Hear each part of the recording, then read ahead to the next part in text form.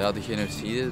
Als ik aan genocide denk, dan komt onmiddellijk de genocide van Rwanda, denk ik, van de Hutus en de Tutsis. C'est un peu loin de nous, du coup, je sais pas si on se le représente vraiment. Ik vind dat dat jammer is dat er nog steeds gebeurt in de 21e eeuw. Ça m'évoque sans doute beaucoup de peine et de tristesse. Je sais pas en fait, je sais même pas vraiment répondre. J'ai l'impression en tout cas que moi directement ça m'influe pas spécialement quoi.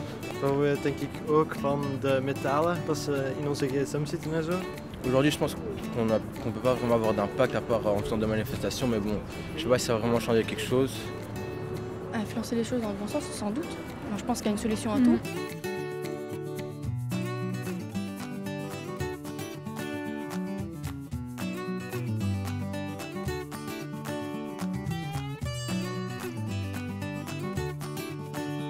Internationale misdaden is eigenlijk een groep van misdaden waarin we 3 categorieën onderscheiden. Er is genocide, misdaden tegen de mensheid en oorlogsmisdaden. Internationale misdaden zijn misdaden die dermate ingrijpend zijn en die eigenlijk niet alleen individuen aantasten, maar eigenlijk de mensheid in zijn geheel. En daarom wordt ervan uitgegaan dat die misdaden niet enkel moeten bestraft worden in het land waarin ze gepleegd zijn, maar dat die overal ter wereld zouden moeten vervolgd worden. Omdat zij tot gevolg hebben dat niet alleen de menselijke waardigheid, maar het bestaan van de mensheid zelf erdoor bedreigd wordt. Internationale misdaden zijn onverjaarbaar. Wat wil zeggen dat ze altijd kunnen vervolgd worden, dat er geen tijdslimiet is aan de mogelijkheid om ze te vervolgen en om ze te bestraffen. Dat is een verschil met gewone misdaden zoals diefstal, zoals moord, die na een bepaalde tijd verjaren omdat men er dan van uitgaat dat er geen bewijsmateriaal meer voorhanden is of omdat het niet nuttig is voor de sociale harmonie in een samenleving om die nog verder te gaan berechten. Maar dit soort misdaden die kunnen dus altijd ten eeuwige dagen vervolgd worden.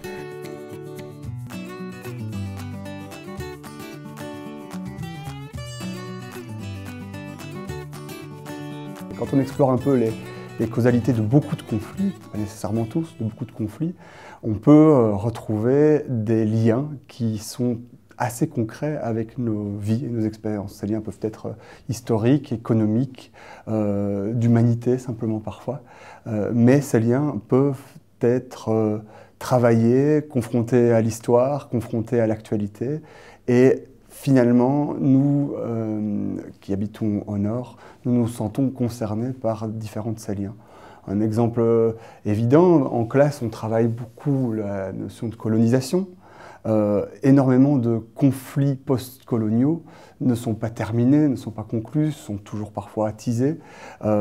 Quelles sont les matrices qui ont généré ces conflits? C'est certainement la manière dont les pays colonisateurs ont quitté et avant cela encore travaillé le pays qui désormais est en conflit. En termes de relations économiques aussi, il y a à travers la mondialisation des intérêts, des courses aux ressources qui sont en lien avec nos consommations, avec nos besoins ou nos désirs. Et il est clair que dans un espace où les ressources manquent, eh bien, se projeter pour aller les chercher aux endroits où elles se trouvent génère des relations avec des zones qui sont parfois en conflit.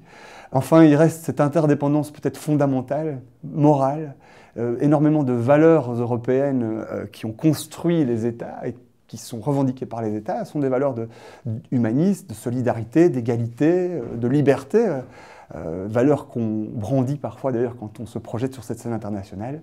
Elles ne sont sans doute pas vaines quand elles ne sont pas manipulées. Elles peuvent conduire une éthique, mais c'est certain qu'au moins pour tout ça, il y a des interdépendances qui s'expriment derrière cette petite fenêtre médiatique qui expose aujourd'hui le citoyen européen à des souffrances, à des réalités qui sont parfois bien éloignées de son salon.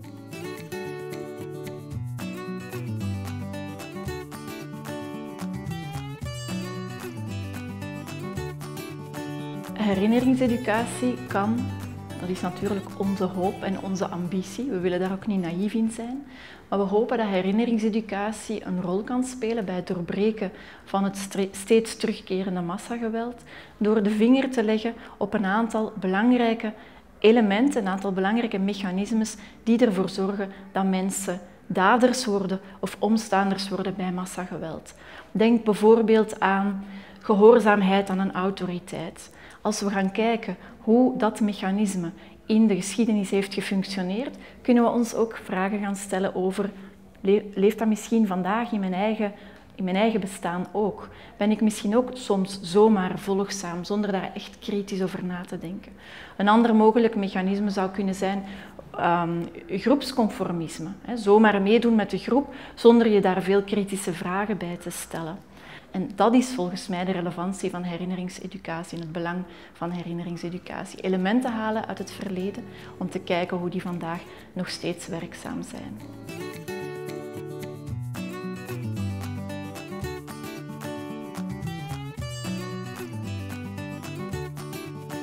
Il y a un terme très clair et qui justifie aussi le titre un peu bizarre de notre cellule d'émotion barbarie. Quand on forme un citoyen, c'est la question du choix. À un moment donné, il faut donner à un citoyen en formation, à un jeune citoyen, les moyens nécessaires pour comprendre, analyser la société dans laquelle il vit, pour pouvoir réagir éventuellement dans la société dans laquelle il vit et pour pouvoir poser ce choix. D'un côté, il y a effectivement la barbarie, c'est-à-dire ce qu'on peut découvrir dans l'analyse du passé, des régimes, des mécanismes, des idéologies, des manières de faire, des dérives qui amènent à la négation des droits de l'homme, à l'écrasement de la personne humaine, voire même purement et simplement à son élimination. Et puis il y a le choix de la démocratie, qui est le fait de vivre en société, suivant des règles, des valeurs, suivant le respect des textes comme les droits de l'homme, etc.